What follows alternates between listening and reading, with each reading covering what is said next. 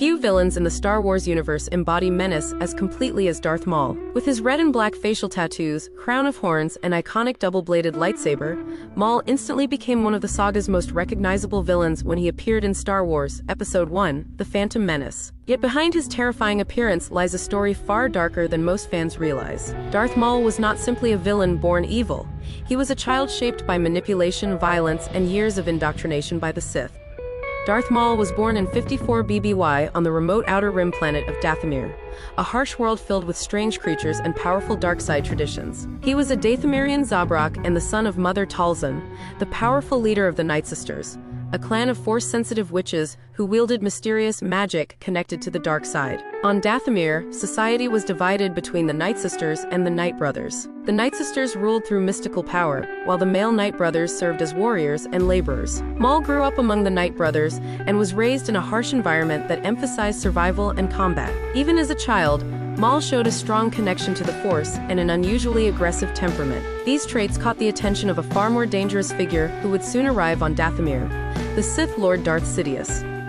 Darth Sidious, secretly the man who would later become Emperor Palpatine, initially traveled to Dathomir seeking an alliance with Mother Talzin. He hoped to exchange Sith knowledge for the Night Sisters' unique dark side magics and even considered Talzin as a potential apprentice. However, everything changed when Sidious sensed the Force potential within Talzin's young son. Instead of choosing Talzin, he abducted the child and took him away from his home. This moment defined Maul's entire life. Taken from his mother and isolated from his culture, the young boy was brought into the secret world of the Sith. Sidious gave him a new identity, Darth Maul, and began shaping him into a weapon of the dark side. Maul would never again live a normal life.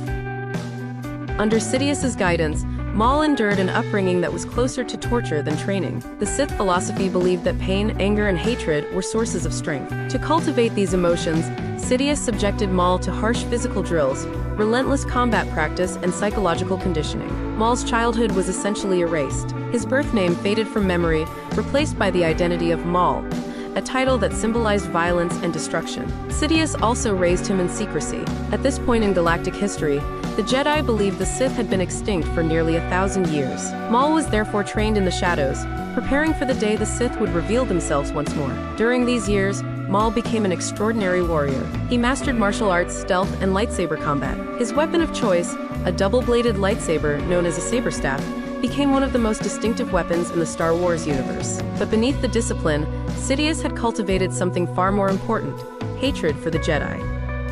For years, Maul operated as a secret weapon for the Sith. Because the Sith followed the rule of two, only a master and apprentice existing at any time, Maul's role was often that of an assassin rather than a public Sith Lord. Sidious trained him specifically to hunt and destroy Jedi, while keeping the Sith hidden from the galaxy. By the time Maul reached adulthood, he had become the perfect embodiment of Sith ideology: disciplined, ruthless, and completely loyal to his master. His entire purpose was revenge against the Jedi Order. That moment finally arrived during the Naboo crisis. Darth Maul's dramatic entrance into galactic history occurred during the events of the Phantom Menace. Acting on Sidious's orders, Maul pursued Jedi Master Qui-Gon Jinn and his apprentice Obi-Wan Kenobi. The confrontation culminated in one of the most iconic lightsaber duels in Star Wars history. During the battle, Maul killed Qui-Gon Jinn, but was ultimately defeated by Obi-Wan Kenobi, who sliced him in half and sent him falling down a reactor shaft. The Jedi believed the Sith assassin was dead. They were wrong.